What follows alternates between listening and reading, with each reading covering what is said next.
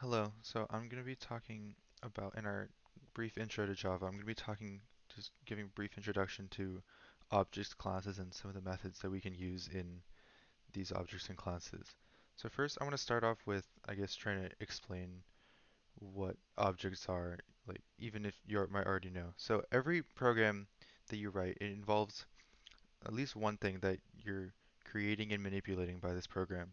So this thing that you create along with all the operations that you use to manipulate it, we call that an object I guess in object-oriented programming in Java. So let's say, for example, you have a program that you're using to test the validity of a four-digit code that someone puts into a machine for, like, let's say a photocopy machine. They want to photocopy something. So we have rules for this validity already provided, and then we can say this four-digit code is this number, this integer is an object. So some of these operations that we can use to manipulate this object is read number, which can, it can bring the number into our code, get separate digits, test validity, and write number. And we can use these different methods and operations to manipulate this object in a way that we can gather the information we need from it. So any given program, it can have several different types of objects. For example, let's say we have a program with a database of books in a library. So this library is going to have at least like two types of objects. It's going to have a book object for any given book, and it can have operations like get title, is on shelf, is fiction, and go out of print. And these can tell us different properties about the book. And then another object, a list of books object, and this object can have operations like search, add book, remove book, and sort by author. And we can use this object to look for book objects that are stored like in our database. And yeah, I guess yeah. And then now I want to move on to classes. So a good way we can think about classes is as if they were a blueprint for implementing objects of any given type. And an object is a single instance of this class. So in some programs, there'll be several instances of any given class type. Like let's in that book database, let's say we had this book. We don't want to create a book object for every single book in our library. That's inefficient. So we can create a book class and use that almost blueprint other to create other books and more objects. So I just want to show a framework of a blank class with methods. So this is a bank account class for I guess a bank account, and then it has just some simple properties to password and balance. And so this is filled with some methods that you could use to manipulate a bank account and gather information from a bank account. And throughout this, when I talk about different kinds of methods, I'm going to be filling this out. So first, I want to talk about some keywords. So first, I want to go over public, private, and static. So these are also called access specifiers in some cases, and they they I guess they describe how accessible um, anything is to the rest of your program. So for example, public methods are they're available to every part of your program. Like this public class is available in main.java, and then all these methods are they're publicly available. They're available everywhere. And on the other hand, private methods and private variables like this password, this balance is they're only accessible within I guess their instance. And I think a good way we can define instance is the section of curly braces they reside in. So this private string password and private double balance, they're only accessible within their own spheres, their own instances. And then lastly we have static. So a static variable is they contain values shared by all instances of a class. And I guess a good way to think about it is static means that you're allocating memory only once. And so one good example I have of this is this very small employee class. And so this can be for any company, and you can just create employees with whatever parameters. It's not very important. But this employee class has a integer employee count, and right now it's set to 0. And so we can use this static variable employee count to iterate and count how many employees we have. So every time we use a constructor like this, which we'll go over how we can use constructors after this, and we can use a constructor employee, and every time we construct an employee, we increment this employee count by 1, and then we can access this employee count, which is accessible to the entire class. So any any employee created will affect the class, and then every employee will have this property. And normally static variables are used to keep track of statistics for objects in the class, like they are here, how many there are, accumulating a total, kind of like this, and providing a new identity number for each new object of a class. And and then we can I guess we can use a number, and then every time we create a new employee, we can add that number. We can set that number as that employee's ID, and then increment that number by 1 to add a new ID for the next employee.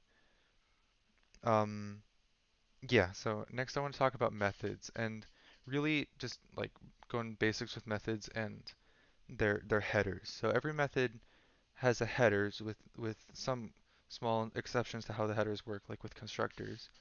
So I guess we'll start with this deposit method here. Um, so methods they have an access specifier, a return type, a method name, and parameter list. So in this deposit method, we have public being our access specifier, which defines like what range they can be accessed in. The return type being void. So in this case, void means that it's not going to be returned. Yeah, it doesn't return anything. But while this get balance method over here returns a double variable. And then we have our method name deposit, which is just how we're going to call it, and then our list of parameters. So for this deposit method, we have our string, an account password, which is string, and amount, which is a double variable. And then get balance doesn't have any parameters. So I guess these are the things we can use to use methods within our objects and our classes. So now I want to go through the types of methods that we can use in a simple bank account class like this. So so first we have our constructors. So constructors are used to create an object from a class. So it's the way we use the blueprint and convert it into an object and something we can use consistently. So and constructors, one thing, they don't have a return type. So they don't have void. They don't return. They just create an object. So this bank account class we have two constructors. We have bank account, and then we have bank account like with parameters. So first I want to go over this default constructor. So this bank account constructor is going to create it's going to create a bank account object with just default values. You can't control values in it. So here we can just set password to an empty string, and we can set balance to zero point 0.0 as a double. And yeah, it's a very basic way to implement an object. And then the way we can call this constructor, we can construct a bank account. We can in our main method we can we can write bank account B just as a name equals new bank account, and there. And then so here we're calling this constructor with new bank account. We're just setting a, a like the variable B as this bank account object, and it'll have the properties here with password that's just an empty string and balance of zero point 0.0. And then and then yeah, and then so for another way we can use a constructor is with specified values and you can specified balances. And this is probably a more common way you're going to be using constructors throughout your code. And then so here we can pull from these variables inside of our parameter list and set password and balance to those. So we can write password is equal to account password, and we can set balance as equal to account balance. And then this will be called very similarly to the previous the previous bank account. Excuse me. We can call this bank account C, and we can write new bank account, and then we have to give a value for a password and a value for the balance. We can just write ABC123 to keep it simple, and then we can write 750.0. and that'll create a new bank account C with a password value of ABC123 and a balance of 750.0. So the next kind of method I want to talk about is an accessor method. So the way we're going to use accessor methods is 10 minutes. What? Okay. Sorry, my recording software is saying I'm recording for a lot longer than I have been. So the way we can use an accessor method is to gather information from an object without modifying any parts of the object. So one important um, method for this bank account class is to be able to get the balance to retrieve this private balance variable from any object bank account object, in our case B or C, and be able to use that in our code. And so this can be done very simply just by returning the balance. And and yeah, so then that can return balance. And then we can easily call that here, and we can say um, double account balance equals C dot get balance, and then that'll retrieve the balance from our bank account C with just here. Um, and since we don't have any parameters here, we don't need to include parameters here. And so one important thing here, which you've used before, is the dot operator. So we can call methods from of a class or an object using this dot operator. And then and yeah, so accessor methods they don't modify any parts of objects, and they just retrieve information. And some classes might call this a getter methods. I think my Java class referred to it as that. Um, and the last, or I guess one of the last kind of methods I want to talk about are mutator methods. So mutator methods, they very simply they modify some part of of the variables of an object, or I guess an instance variable. So we have two methods here. We have a deposit and withdraw method. And these are both void, so they're not going to return anything. They're just going to modify a part of our bank account object, or I guess bank account. We're going to set it in our bank account class, and it'll modify the object. So here we have this deposit method has two parameters: account password and the account amount, and the amount we want to deposit.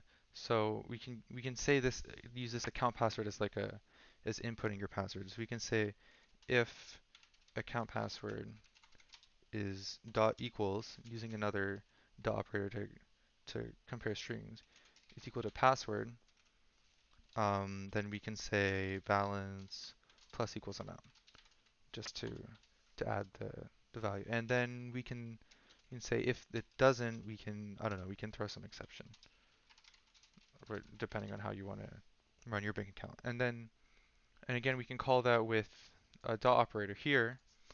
We can write b dot deposit, and then we know that there's going to be no password, and then we know, um, let's say we want to deposit 100 into bank account B. So that'll deposit 100 into bank account B.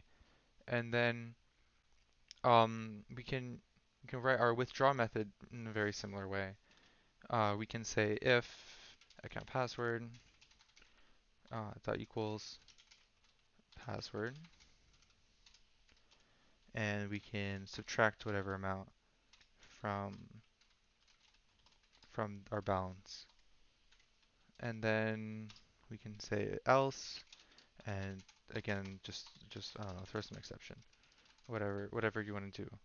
Um, and we can call it the same way we called the other one. We can withdraw from our bank account C with the password ABC123, and we can withdraw 500.0, and that'll withdraw, and it'll leave it with 250 in bank account C. Um, yeah, so another thing I want to talk about is static methods. So static methods can be used to retrieve information from a static variable. So in this employee class, we can use a static method to to I guess retrieve this employee count since it's a private variable. So this can be done with by using the static keyword in in along with public in our access specifier, and you say public static int get employee count. Um, and we can just write return employee count,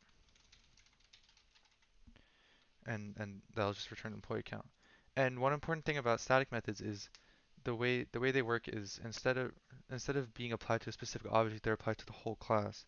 So the way we're going to call it, instead of by using a dot operator, we can say double, I guess we can write it backwards, count employee, and then we're going to write employee dot, I think I wrote get employee count. Yeah, get employee count